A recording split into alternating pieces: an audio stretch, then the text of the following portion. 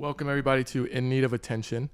I'm your host, Jairus Copeland, and today I have a guest, a friend, who I will hype up throughout, but we're kind of just going to jump right into it. He is my friend. He's a filmmaker. I met him at a church. He's worked for the government. He is from Zimbabwe. We'll get into that as well.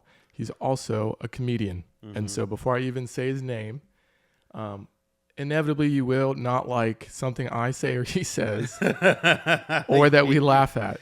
Yeah. Our laughs, don't signal a cosign. No. It just signals that it's funny. If you laugh at it, this is also your problem too. It's pretty condemning of you as well. So don't be mad at me because you laugh. If you don't laugh at it, okay, then you can be mad. Yeah, right. But if you laugh at it, it's you gotta take that up in therapy. That's literally not my fault. I'm with my friend David Chimiso. David, Nice thank to you meet for How's it going, everybody? recording with me. David, while I drink my water, you're drinking your black coffee because you smoke cigarettes. Sometimes. Tell us a little bit about you. What's some good some things we should know about you before we talk about deep, heavy, serious things and dark jokes? Yeah. What should people know about me? I'm like I said, I'm from Zimbabwe. I'm a filmmaker. I'm a guy who loves art, who loves making in a bunch of different ways. I've been pretty fortunate. I've been able to try out and grow my talent in a bunch of different sectors, particularly just around like storytelling. And here in Cincinnati, I've lived here since I was 12 years old, and at 30 years old now, just kind of making a transition and a transition that I consider upward of taking what I'm doing and going back home with it for a while and seeing how that kind of works. But yeah, I love comedy. I love film. I love music videos. I love music. I just love the process of creation and creating, and think I've gone through the life process of becoming pretty proficient at that. Yeah. Oh, that's awesome, man. One thing I say, you and I, when we became friends, that was probably 3-4 years ago, something like that. I think one of the reasons you and I became like really, really, really good friends so quickly is because you and I would say, communicate and speak the same language of art in a way that when other people didn't understand what we were saying, we could understand what the other one was saying. And maybe just talk a little bit, this is kind of funny to me because I want to answer it for you. So when we became friends, what is it like to be friends with me? And two, what were your thoughts? So I think we met, was it right before the pandemic? Right before the pandemic. Yep. So, and you're, how old are you? 27 I'm now? 26 now. 26 and I'm 30. So, it was interesting. It was meeting someone who knew how to make a story out of bullshit. And and I was like, he's just like me for real. and like recognizing that, oh my God, that has been so much of me, of just like, and also kind of what I've understood to be the creative process. Right. Is like, as I genuinely believe that the universe began with God looking at just the chaos that was pre-creation. It's like, this is some shit. And, then it started putting things together. Yeah. And I think recognizing your ability to do that in a different stage was like, oh, I just want to I'm drawn to somebody like this because that's kind of like who I am too. Yeah. And I just felt like, oh, this is someone that I want to have in my life. He's cool. He's fun to be around. Right. He's got something that he's trying to make out of his life, just like myself. And that's like, I think a common thing, particularly is Black men in Cincinnati, Ohio, is that you just meet people that are on this path a lot of times. And everybody's just trying to kind of make something out of nothing. Sure. And you're in a place, in the place that we worked at, just kind of like being able to say, oh, he's on his path specifically, and he's doing what he does. So I think that's kind of like, and I mean, you just asked about stand-up comedy, and you were just curious about jokes and how that worked. And would come to me and Zach, my buddy's show, and was just like, oh yeah, this friendship thing just became something that just happened through proximity. Right. And then over time, it just like kind of grew into a brotherhood where it's like, oh, we've gone through the real process of creating a brotherhood out of being strangers. And that is not something that just happens by being like, oh, we like the same things and memes. It's like real life is being and has been lived in the process of that. And that's why like bonds are strong.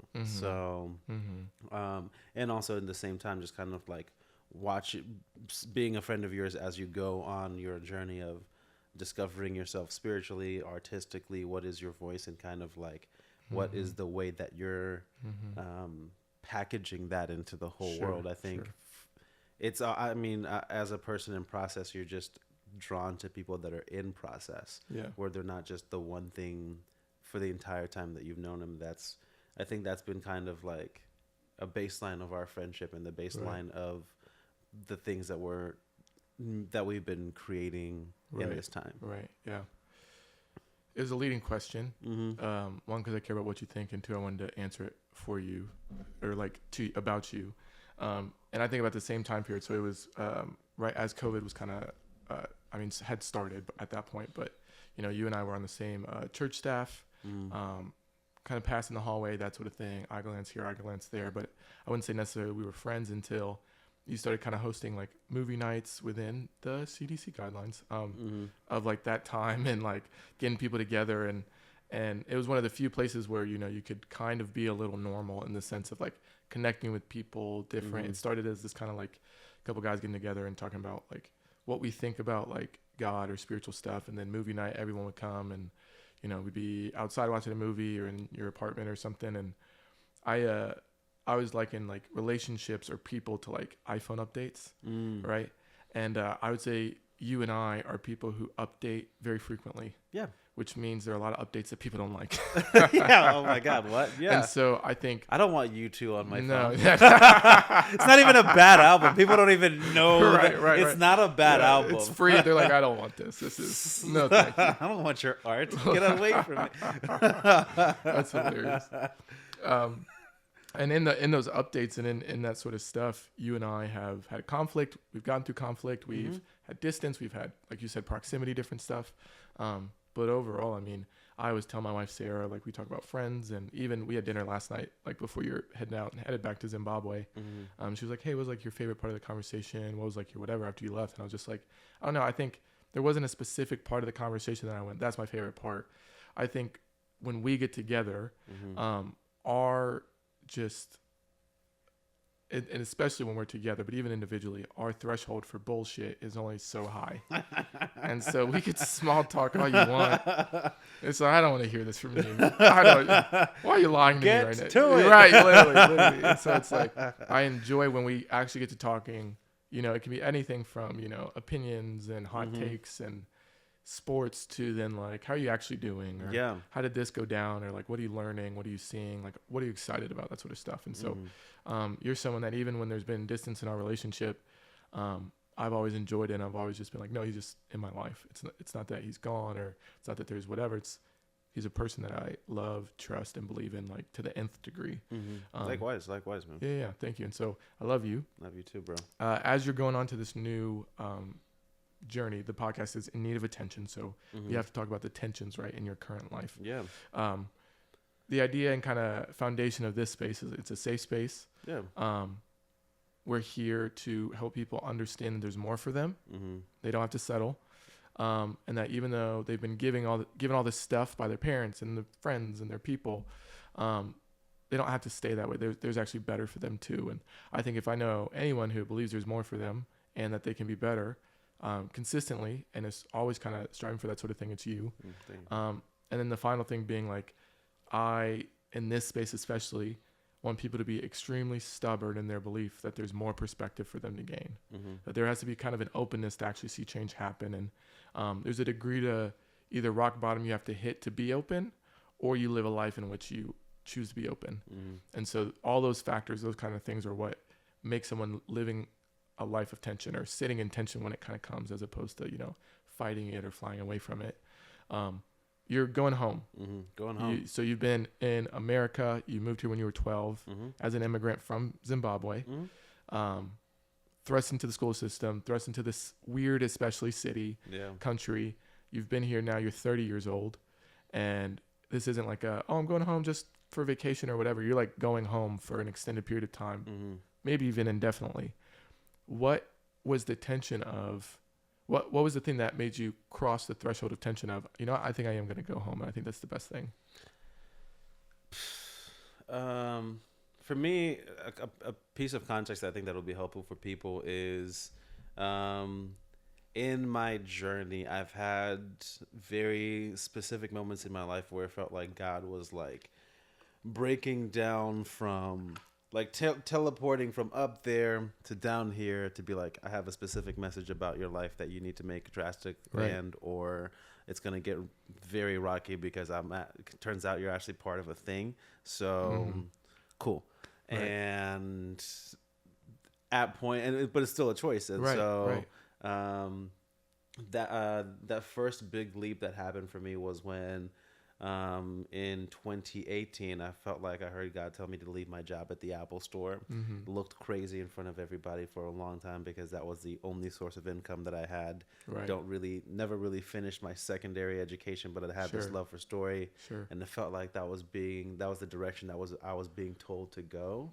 So jumped off the roof and just went for it, and then like things just kind of formed over time. So that first exercise kind of made me recognize again that I'm part of a thing. Whatever that thing is being revealed in front of me each time. And I think the power of story and storytelling is like, I recognize that even in the things that I make, I'm trying to pull from somewhere that isn't just myself. And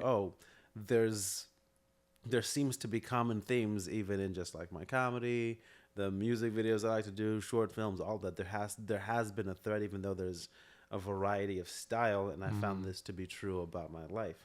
So really over the last 3-ish years, actually for a long time, I've always kind of felt like I was supposed to be here for a while, really dig into the community and build and be someone that was a nurturer of the ground that I was in, even though I wasn't particularly from there, and to do that for a reason and for a season and a time.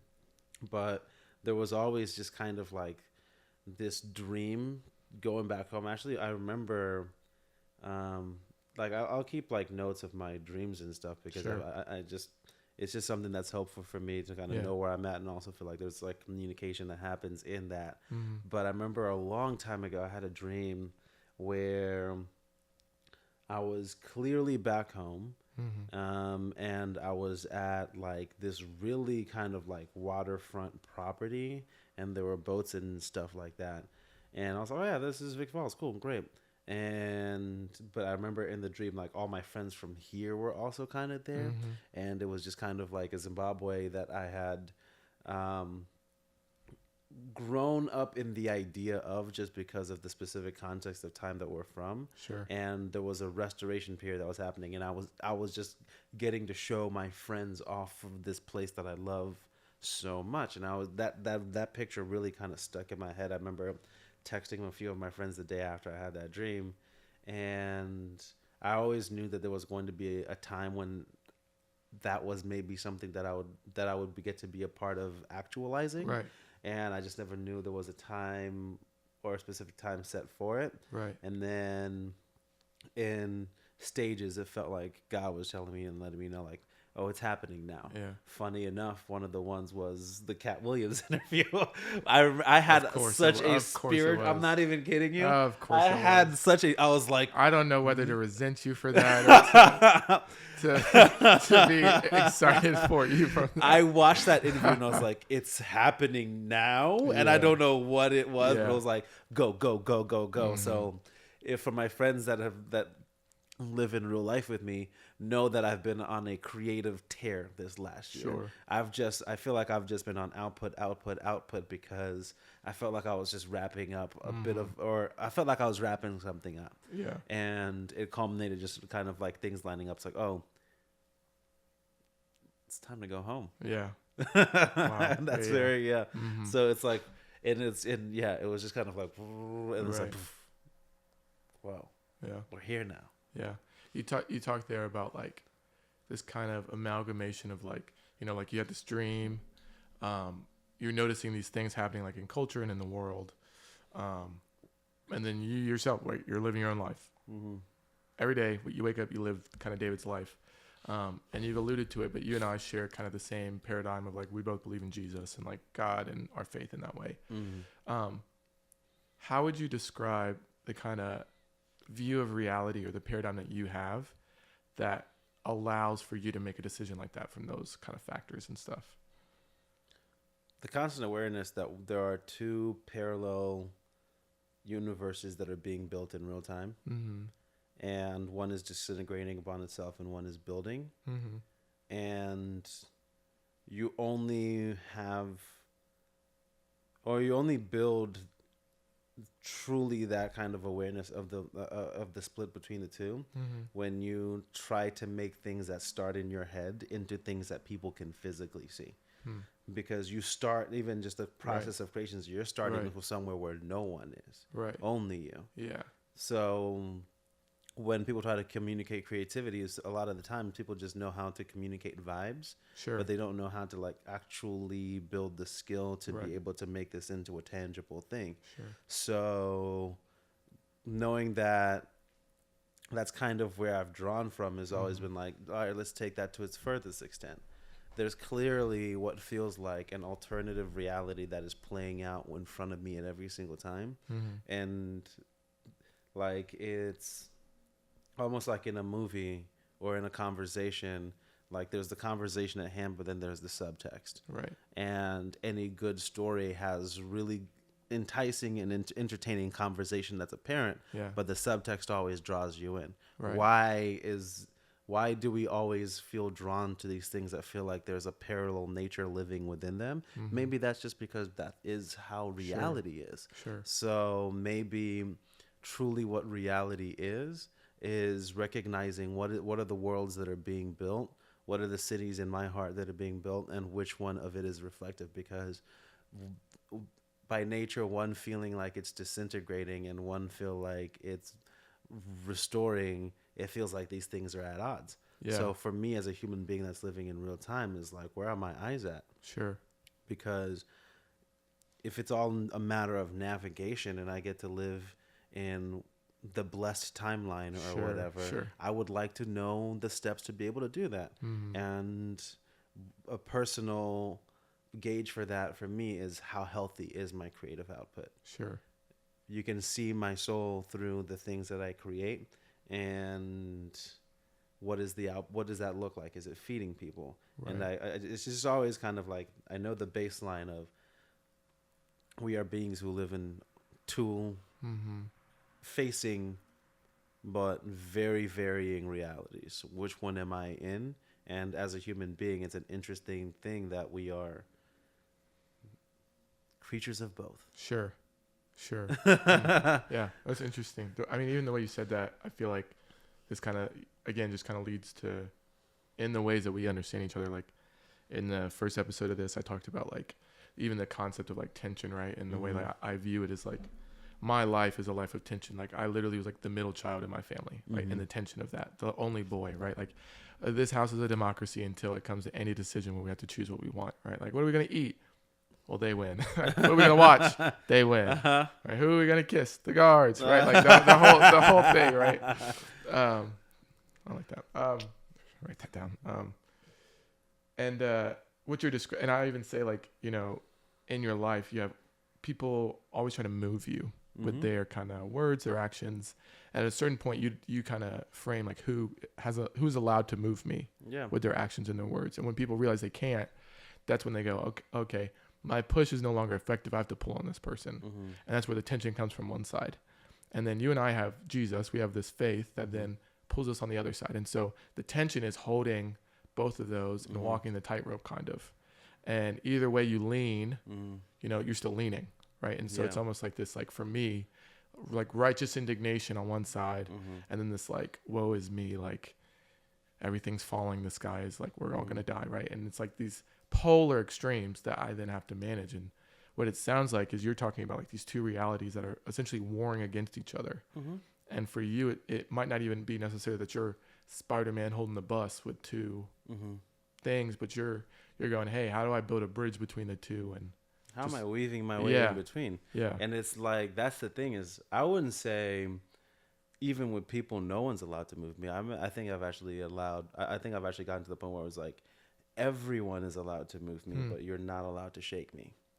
And I feel like, especially in such a high octane culture, people want to shake you into something. Right. And I'm just like, no, like, you can move me. I will be moved. There is a reason why justice is an arc. It's because it bends, you know? And it's like, even though it is a value, but it's like, oh, we're leaning towards something. Yeah. And so I will allow myself to be moved, especially in the ways of things that are good and just and true. Right. But whenever something tries to shake you, it's like, oh, there's an ulterior here. Because I think it's a healthy thing to be moved. Yeah. It's a very healthy thing to be moved. Right. Don't be plastic in the wind where you get where you have no sail, where you're just blown around. But it's an important, I think, as a feeler, it's an important thing to be moved. But when it's the shaking or the dragging, that's when it's like, okay, that's when you're gonna find out how much of a boulder I actually am. That's hilarious. Yeah, I'm sitting here like thinking about that, and I think there's a ton of like truth to that, and even just I feel like even me just it makes a lot of sense, right, coming from you, and like that filter overlaid of like decisions you make, the ways you move in relationship, the way you talk about big picture things, different things like that.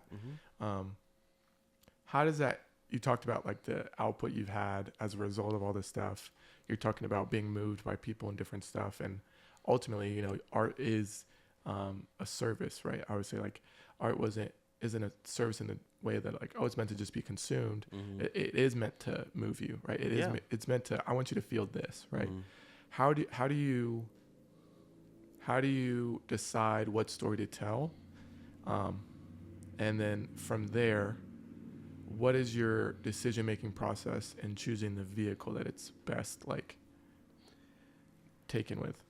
Yeah. I just start by, I constantly write. I mean, even if it's just like, I keep a notebook on me, and the fun thing that I've gotten to realize is that art is an active thing. Right. And so I've written a lot of stories, but the ones that have been told are the ones that want to be told, because they're the ones that seem to always matriculate into something. So it's whichever, and then the medium in which it comes out is just through that process is like, oh, I thought this was a documentary, but actually it's a music video. That's happened before. Oh, I thought this was a music video, and now it's something else. Right. Everything starts on paper.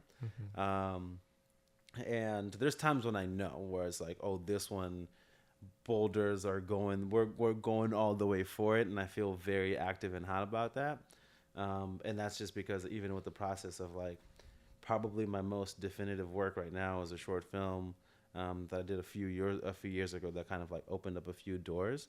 And the way that one happened was just like, everything was just so immediate, and you were there for that process. Don't read my notes. I'm going here in a second, but yeah, you're exactly right. It was that way. Yeah. It was just like, there was like a time before this thing happened, and then it was just like, oh, this is like a thing now. Right.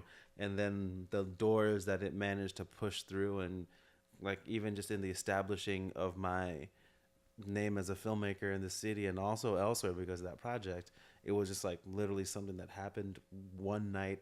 I just knew, and the resources were available to kind of just see it all the way through. And yeah, so that's how do I tell which stories I want to be told?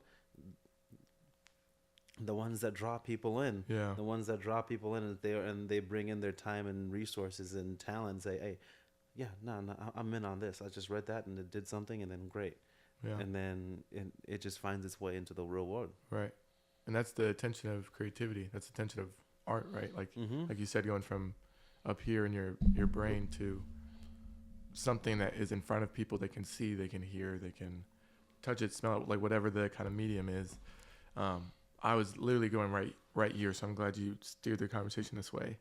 And I want to frame it this way too. I mean, that time of our life, I know it was hard for you, but I look back on that time period as just so fondly, and it just being such an like incubator in very different ways for really the four of us at that time, but our like friend group. And that was in the midst of this specific project you're talking about. So it's called OBK, Our Baby Knows. Yep. It's a short film you made. I'm not going to spoil any of it. We'll find a way to put a link so people can watch it.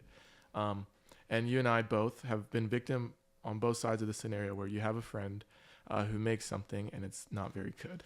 Right? Like the first time I ever preached a message in front of people, you helped me write it. You came to watch it, and it was horrendous. But it was good for what I knew, right? Yeah. And from there, then I grew, and I like was like better, and right.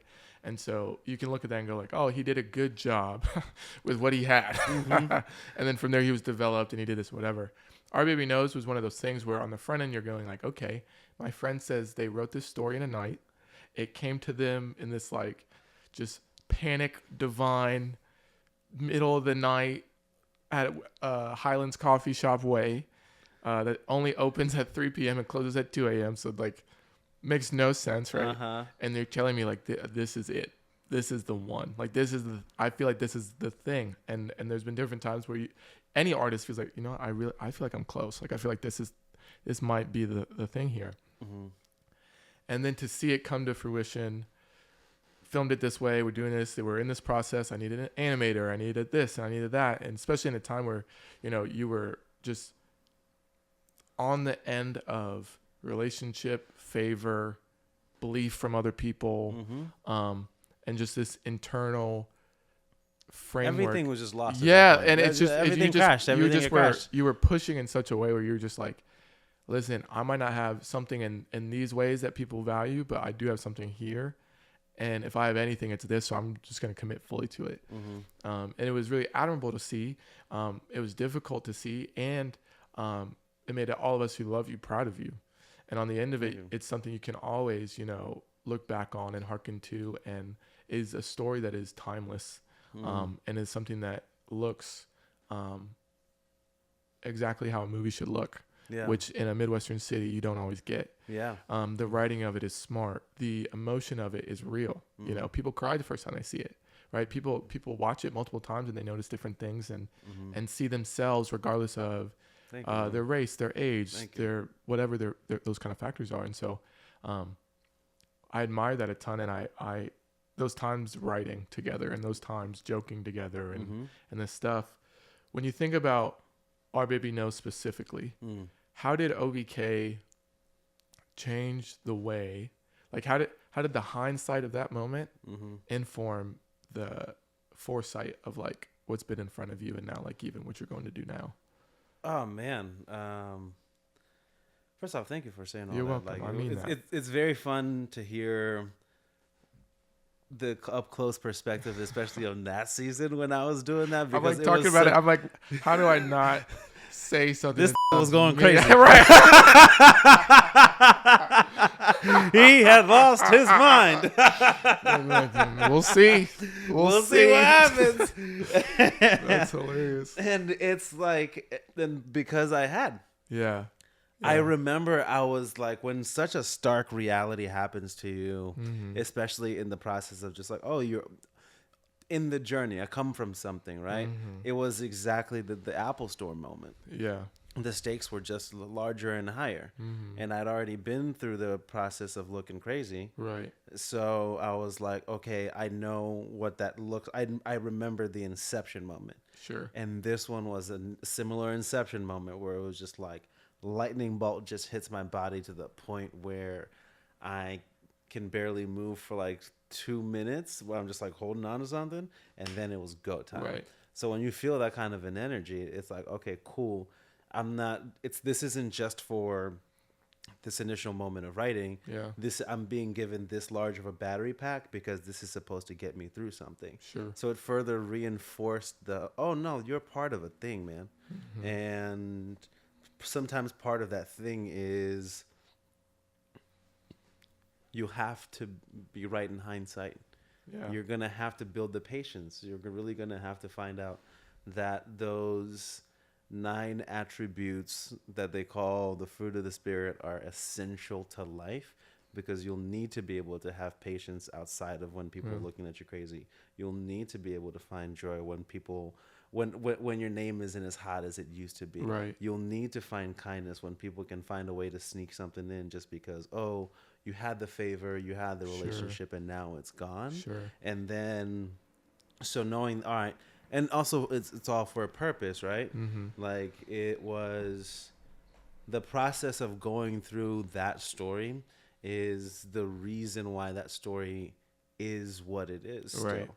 Right. Where I don't take it as light to be able to make something particularly around a story of race that was born in 2020 in a country that I'd say half from, or 18 years old. Yeah, absolutely. But it's like a thing of like, to approach that conversation, especially with any perception of an outsider, you have to have lived it for real. Sure. And you don't live it until you live it. Yeah. So when applying that even to the artistic process and looking back on it now, it's, nah, bro, sometimes you just got to jump out the window. Mm-hmm. Like, obviously you're not taking anybody with you, but you just, I mean, unless in the building up of the thing.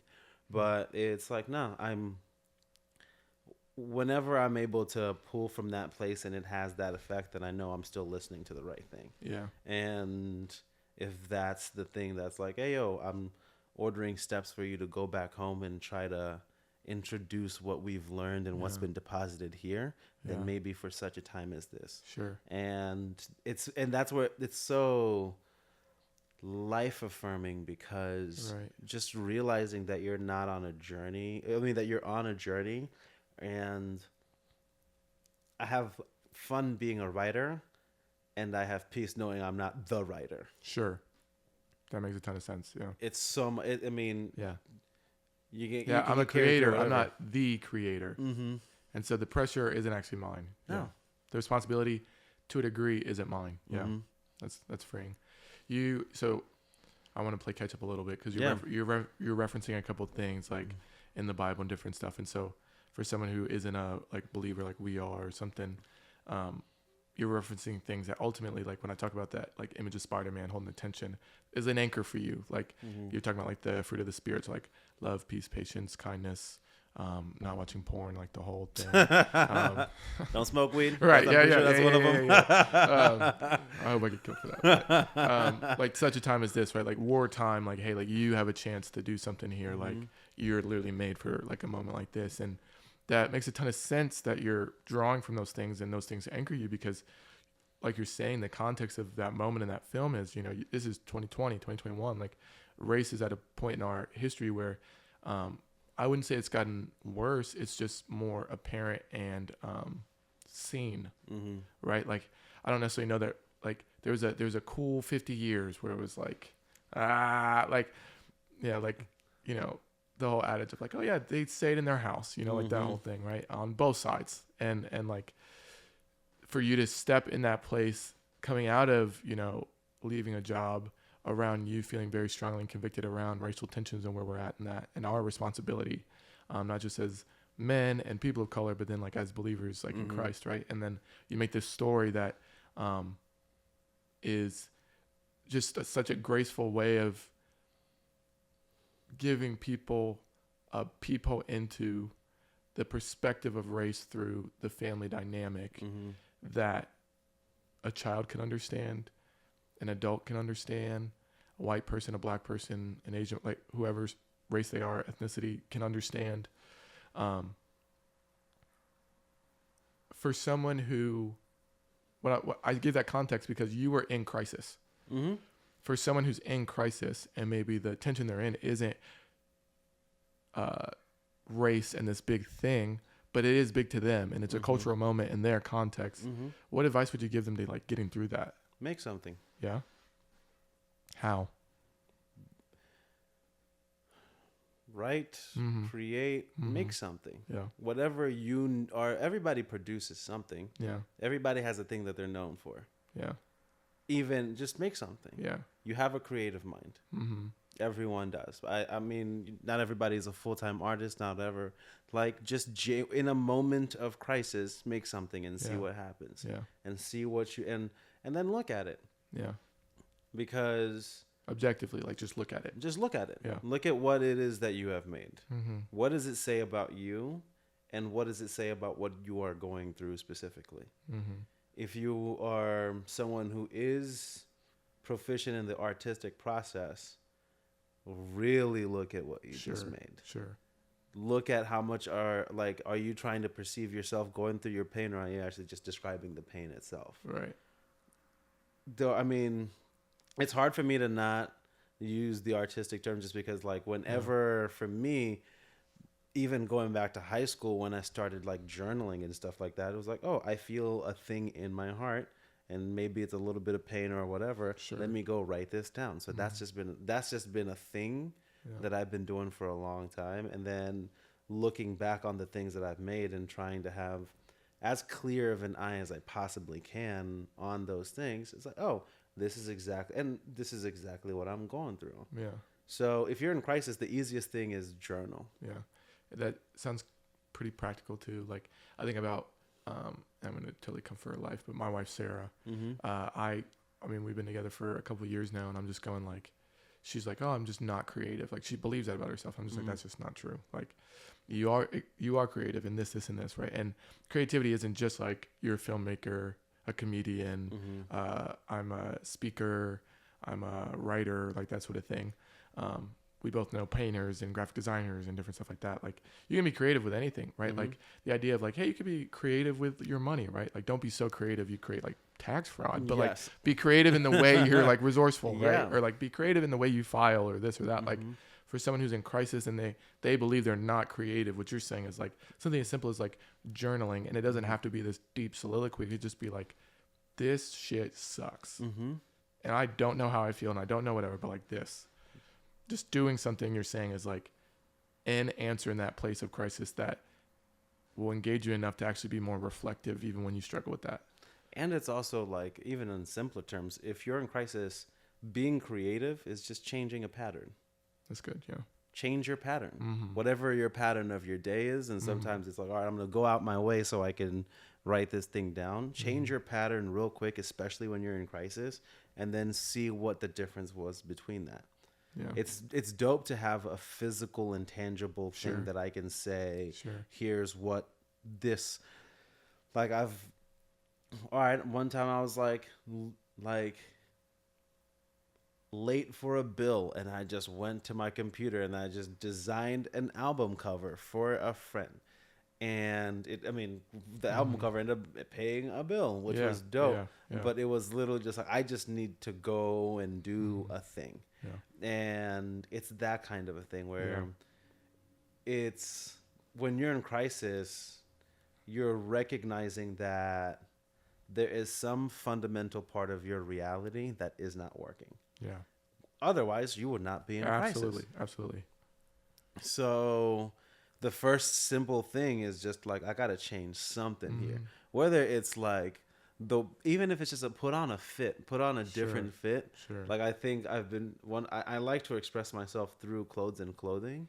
And part of it is just like the switching it up is just a way of me to kind of keep my mind sharp. Right. And a sharp mind always finds its way out of crisis. Yeah. A dull mind, like, you're stuck. Yeah. All right. We're getting too serious. Yeah. I want to ask you about comedy. Let's talk about it. This is my fun part. So, comedy is just being professionally in crisis, but no. Yeah, no, that's why it's an amazing segue. It's the perfect segue. Yeah, let's talk about self-deprecation. Yes. So part of the context too of, us meeting each other, and connecting so much is our mutual friend Zach, your life partner, heterosexual life partner. You guys have been best friends since college. How many years now? 10 now. 10. Wow. I'm proud of you guys. Thank you. Best friends for 10 years, both comedians. You and him at different times, or was it the same time? First time we went up was the same day at the same club. So, like, we didn't go up as like a comedy troupe. it was actually around the time that I started getting serious around like short films and making stuff. And I think I just did this commercial, and like Zach was like, bro, like he's funny. He's always been super funny. And he's always talked about comedy. He's like, nah, I'm actually going to sign up. And I was like, I'll sign up if you sign up. Let's go. Yeah. And he took to it, and it was his thing. And that it was something that I was like, oh, hell yeah, my friend has a thing. Right. I'm going to be around that thing, support that thing. And then later on, it became something that I was like, oh, let me try this. Yeah. And I really liked it a lot. And I still love it. So that's the little... Yeah. Well, I mean, to the degree that both of you individually were named funniest person in Cincinnati at a given point, does that run out? Like, do you give the title back at a certain point? And how are you the funniest person in a city that you're not from? So funniest person in Cincinnati is a competition that happens yearly at Go Bananas Comedy Club, which is like our city's home club. Yep. And it's really just kind of like for a summer long, all of the comics in the scene are and there's 2 divisions, semi-pro and amateur, and people are just going through this competition and kind of just showing the best of what they got, and everybody's trying to aim for this this thing of being crowned funniest person in Cincinnati. There have been some pretty awesome people that have gone through just that circuit. So, I mean, how my path to winning funniest person in Cincinnati, I've always been like a confident person. Sure. And I knew even when I was younger that there's a part of how I can package a sentence that makes people go, ha, ha, ha. Yeah. And like, even just now, right? So it was, when comedy became a thing, really, I'd say like, I remember watching Cat Williams when I first moved here in 2006. And that was like I think the Pimpin' Chronicles, and that's when that was huge. Yeah, it was. And then Dane Cook was weirdly someone that makes so much sense. It's right? Gross. I know. And so I mean, I'm absorbing a lot of comedy, so I was always a fan of this thing. And then even just like the early Kevin Hart years, and just how I remember what a time that was. Oh my gosh. So I sat and watched for a very long time. Like I would go to mics often, but like early on, probably the first 5 years, I'll probably go to a mic like 2 or 3 times a week just to be able to hang out with my friend and then be in the scene. Right. But I would maybe go up once or twice like a year. Sure. So it was a thing that like first 5 years, my reputation is like, he doesn't really go up much. Just casual, but I'm just so immersed in the thing. Yeah. And also, I'm still a writer, so I'm sharpening my pen elsewhere and figuring out how I tell a story in my own way. So by the time that I get to 2019, like I've already got like 2 or 3 short films in my belt, and I'm writing constantly, and I've been in it for a thing, and I was starting to do it like a lot more frequently at that point. Yeah, I was actually starting to hit up mics, so it's like I found my voice very quickly within the context of a stand-up comedy stage, and I was just able to translate that. I'd say probably one of the biggest things that people struggle with is just finding their voice, and finding how they package the thing to produce that haha thing. But whenever somebody leans in and or finds that and they can replicate that, I mean, I think I was just able to remember through the skill and the time that I've been writing, and also still loving it, and also having absorbed comedy, is like, oh, this is how this writing process translates into this realm right here, and I already kind of know where it is I'm coming from and where I'm trying to go. Yeah, I like, again, think so like fondly of like those summers and times, and like you guys just had your last one of L&R, Late Night Revelations at Revel, the wine bar here in Cincinnati over the Rhine. Definitely you're regular there. I used to be regular there. Shout out JC. Shout out JC. Jesus Christ. We say that every single time we drink wine. It's true. It's an eternally state of communion. But that's where you hosted the show, and I think about those summer shows. You guys went on a run of just like, this might be the hardest I've laughed in my life. Like, I think at the show you guys had people, like 3 of the 4 comics drop out 20 minutes before the show, and you just like panic, texting, calling all these people, and they show up and just absolutely give the 5 minutes of their life right there. It was like, insane. And just like, I'm like, I tell those stories so much. I'm just like, I don't think I've ever laughed that hard in my life. Right? And, honestly, same. Yeah. And like, I think about like, there's a time where I could literally do to the note, you're in Zach's sets and bits and everything. And like, you'd hear it 50 times, you still laugh because it's funny. Right. And I think about like, the intentionality, one, that it takes, the craft that it takes, the dedication it takes, but 2, like comedy, I feel like gives people so much. Like, can you speak to that specific art form? Like, what has comedy given you? An accurate gauge of how people are doing. I'd say there's no art form that gives you as much of that as that comedy, because you're totally right. Like I'm looking at everyone out there. And I may not, sometimes I'll craft a joke, not because this is what I think.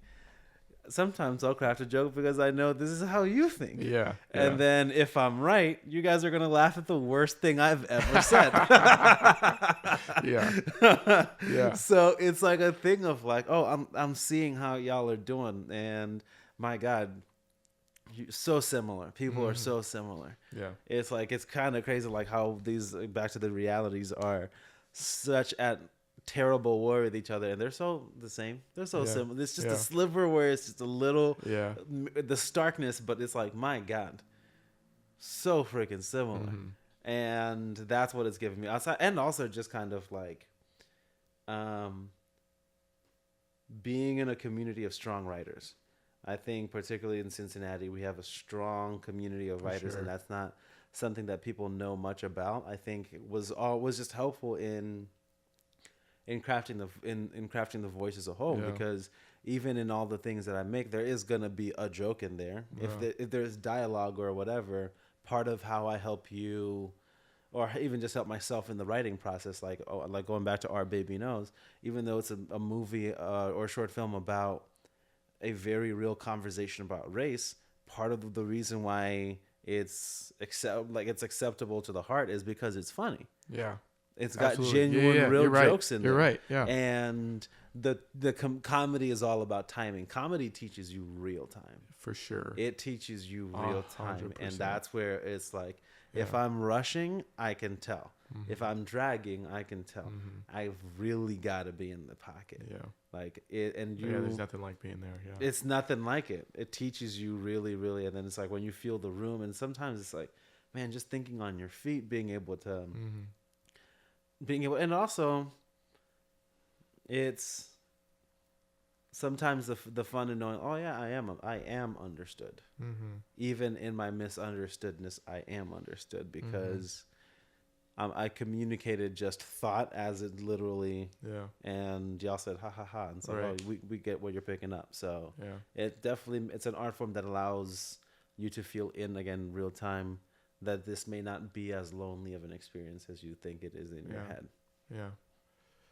Man, you were segueing perfect for all the questions I'm going to ask you. But yeah, man, I mean, I would say for myself even, I'm a writer in a very different context, and a speaker and presenter in a different context too. And the positive and negative at times, most times, feedback is there's too many jokes, right? or it's, oh, that's really funny. Or, oh man, this is jam packed. Right? It's more joke than it is this other presentation, right? And so, part of the intention behind that though is because it's so disarming.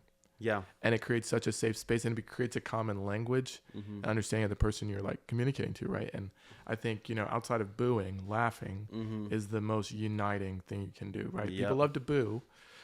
People love to laugh way more. And I think about, when I'm writing or I'm telling a story or I'm presenting, whether it's in a preaching context, whether it's just friends, a context like this, it's like, what is a story I can tell, not because it's about me, but because at the root of it, any person who hears this, regardless of the specific detail to me, will see that the human experience, notion, and emotion at the core of it, they have an experience with.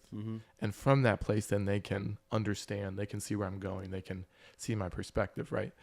And I feel like I learned so much of that from sitting in the seat, watching some of the most horrendous, terrible, not 5 minute, 45-minute in some case. Yep. Stand up where people are just like, this is painful. Yeah. And then sat in 5 minutes, someone who is the most different from me in what they believe, think, appear, their gender, their race, their whatever, had me literally in the floor, unable to breathe from laughing so hard. Yeah. And that context, I think people give comedy such a context of like, oh, it's like being a therapist. Like you only get into it if you're really messed up, right? Yeah. Like there's a reason why you're successful at this, right? And a big part of that is being misunderstood. And I think, again, to our relationship and how we understand each other and how we're able to translate really a lot of what I think a lot of times we're just speaking from our soul, right? And that can be hard for people with just a different perspective, right? I think back to, we went on this, I know you remember this, we went on this like long walk in like basically almost winter time. We walked from like up in OTR, which in our city, that's at like the very north point of our downtown, all the way to the Banks, which is the very south point of it, right along the Ohio River. Yep. And the like Kentucky border and stuff. And it's about, I'd say like a 30-minute walk from the top down if you're like just straight, whatever. And you and I just weaved our way through the whole city for like 4 hours, like just talking. That was crazy. Yeah. And we talked everything, right? And on the scale of misunderstood, from like reading the phone book on the easy side to like being Kanye West on the hard side, right? On the scale of misunderstoodness, right? Being able to talk to someone and express something and go, oh, I'm not certifiably insane. This is a crazy idea. This would be crazy if this happened, but I'm not insane for believing, hoping, seeing more, right? Yep. Seeing that there's better available, right? Like, can you talk to me about the tension of being misunderstood and basically just kind of where you're at with that whole concept or idea right now? Yeah. I think I'm gaining confidence in being misunderstood. Yeah. And knowing that I have the tools and building the tools to make myself known. Not necessarily just understood, but like understood and known, of just like, I think a thing of when people feel misunderstood, the core thing is really mainly like, I feel unknown by this world. And sometimes it feels like when we have to make ourselves fully known, that comes like out of a place of ego, because just like you will recognize, and it's just like, at this point, like I think I'm comfortable, like, oh, I'm okay with not being right now. You know? And not gloating when I'm like, you see, it's very much, it's hard. It's a line. But that's also how I stay in the pocket. Yeah. Because sometimes even in comedy, it's like, I'll say a joke and then they won't hit. And then if I hit just the pressure point a little bit later, oh, I got that other joke and I get this joke. What? Yeah. And then it's just like, oh, great. So yeah, I mean, I'm gaining comfort in it just because it is, as long as it is healthy and as long as it produces health, that means that there's something that is going on inside of me. My inner man is drawing from a much richer world than what is here. That's good, yeah. And if you are always understood, you're either advertising or you're just predictable. Yeah. So, and advertising is a lot of times very predictable. You can tell when it's like... And if you're one thing, you are not predictable. Not at all. That's hilarious. Well, and even, I mean, we were talking at dinner last night of like, you know, this idea of like approval from other people, and like really what that is ultimately in whatever context it is like, oh, I'm seeking your approval. That means I'm seeking to assimilate and conform. And for guys like you and me, that is like the antithesis of who we are and who we want to be. And at the same time, that's the structure in which we were like raised. I would say indoctrinated. I use that specifically. If like you were indoctrinated to fit square thing, round hole, like you work within the lines and the guidelines. And I think for a creative and a mind beyond that asks like, what if, what about this?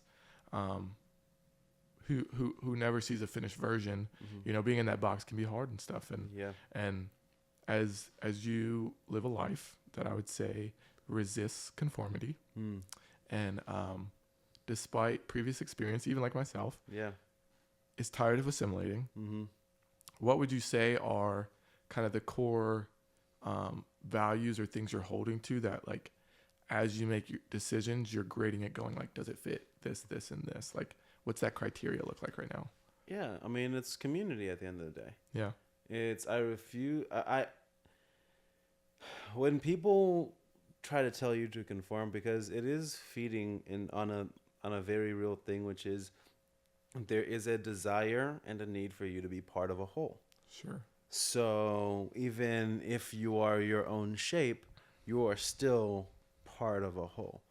And so that's the thing of like, I don't necessarily, if I know that this shape is not going to, or if the shape that I need to be in, because like even as what's called a third culture kid, part of a defining characteristic is your ability to be somewhat of a chameleon, which is why it's like it's unpredictable. Yeah. But it's like the fun thing is like people know when David is still being David. Right. The reason why things like movie night and L&R and all those things have been such important, or even just now playing Sunday basketball with my friends. It's like these are things where I am a part of a whole, and people can just tell when you're off. Sure. You're like, absolutely, it's always like, you cook sometimes, or you iterate in isolation, but you experience in community, because at the end of the day, it's like, if I'm making movies, I want to have fun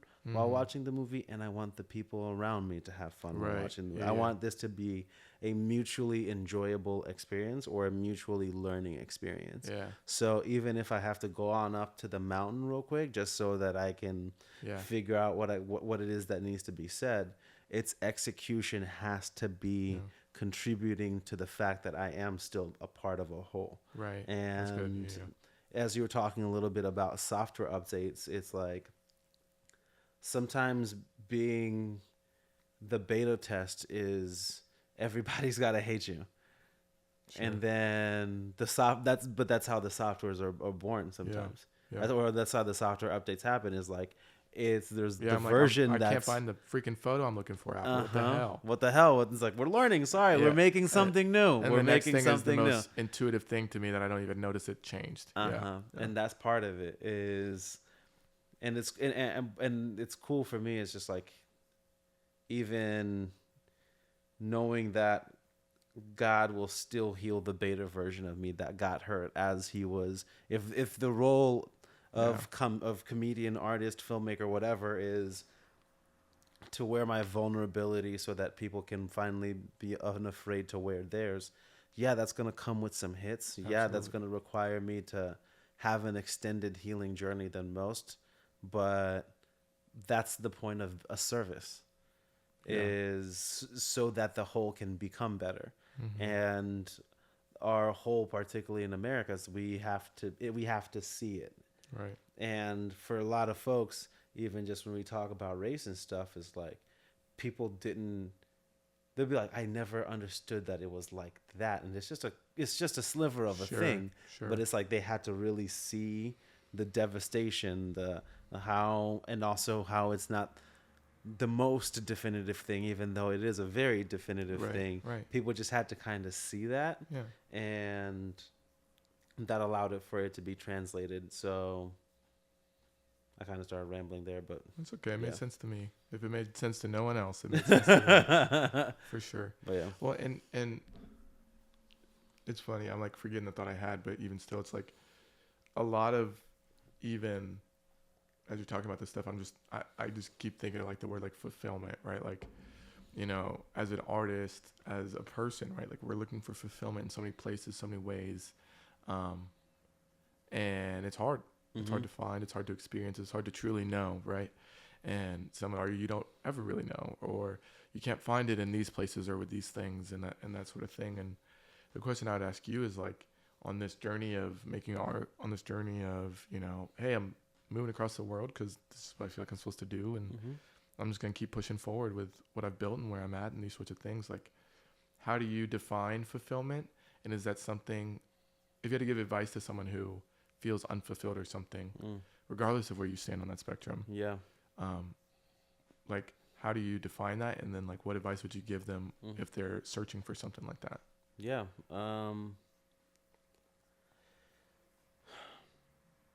Outside of, and this is me asking the question, would be outside of an ability to take care of yourself and your loved ones, what do you feel that you are owed by life that you do not currently have right now? As a baseline. Okay. And if that question doesn't really have an answer to it, then you're doing much better than you think you are. So who's telling you that you're not fulfilled, and why are they lying to you? On the second, if you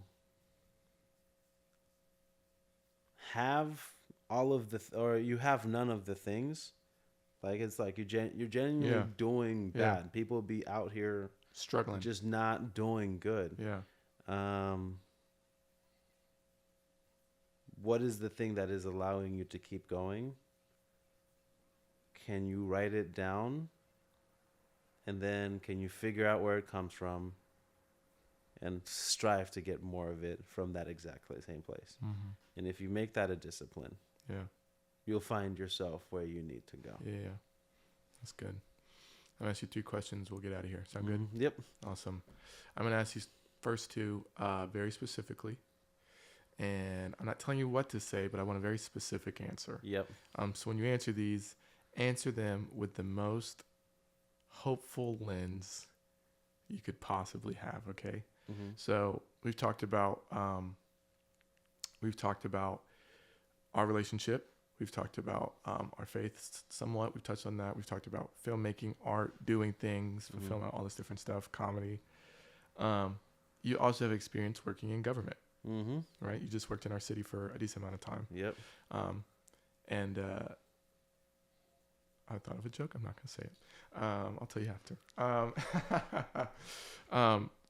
And the reality is those 2 realities are what people are experiencing, right? And so I want you to answer this question differently for 2 different audiences. The first one is for a female who lives in this world, in this political climate, and feels undervalued, not safe, and in danger for the very first time. How would you respond to them and give them advice to be hopeful right now?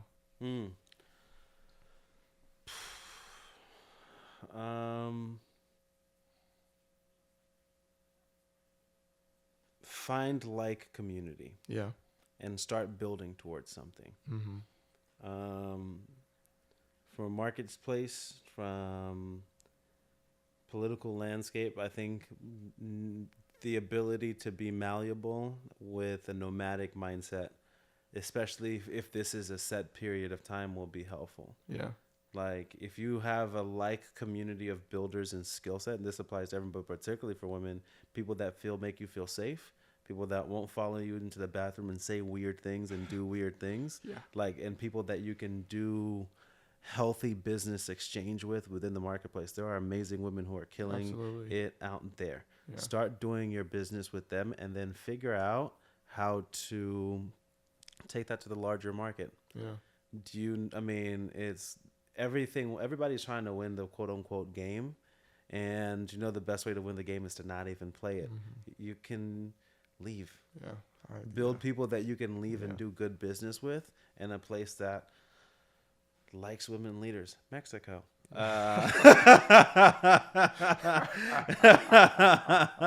And go there, and really go there. Apply your skill set. Go to a place where you are valued and appreciated, and where the thing that unlocks your superpower is not a handicap, and you're having to. Yeah. No, you can do that. Like you actually do good work when you can feel safe not having to get an apartment only on the second floor and up, just because the first floor is your most, like, that weird things that take away from your creative capacity. You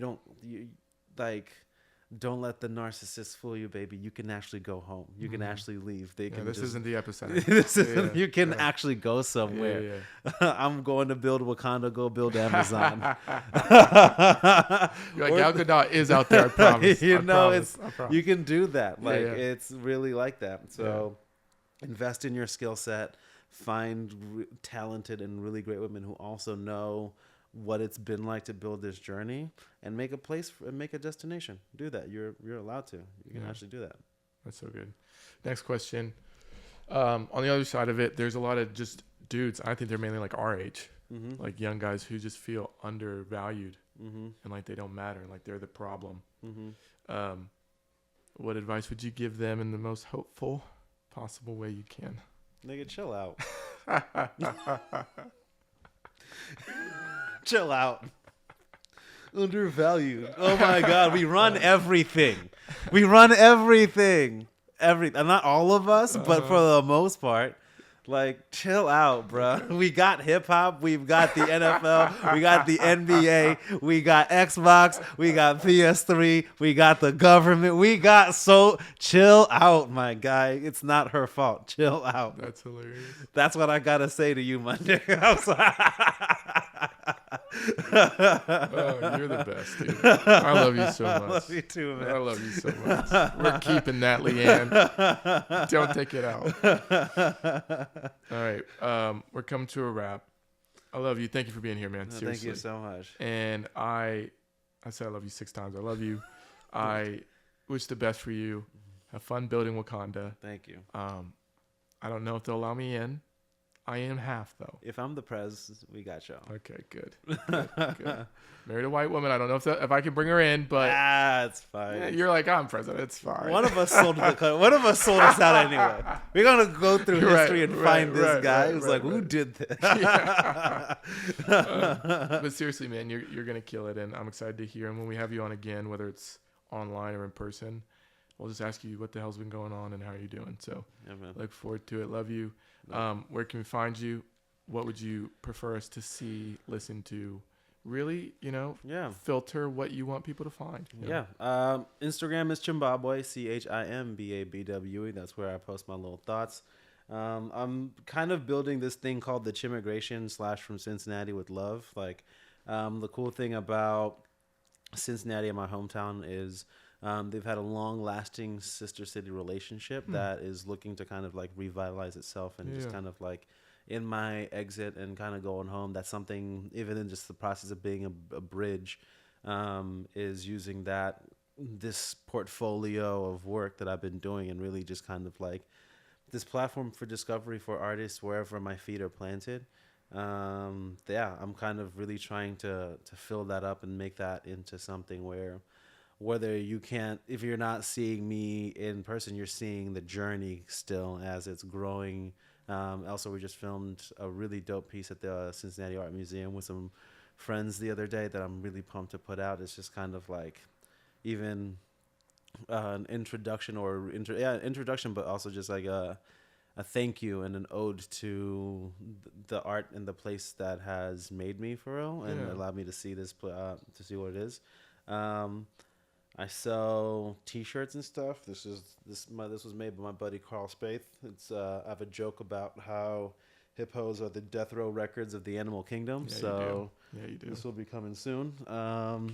And hopefully, in this move, if you want to see me, you'll be able to just see me. Yeah. It'll be a thing where it's like this grows. So, Chimmigration.com, Chimbabwe. Ladies and gentlemen, David Chimisuro, thanks so much for joining us. You've been listening to In Need of Attention. See you next time.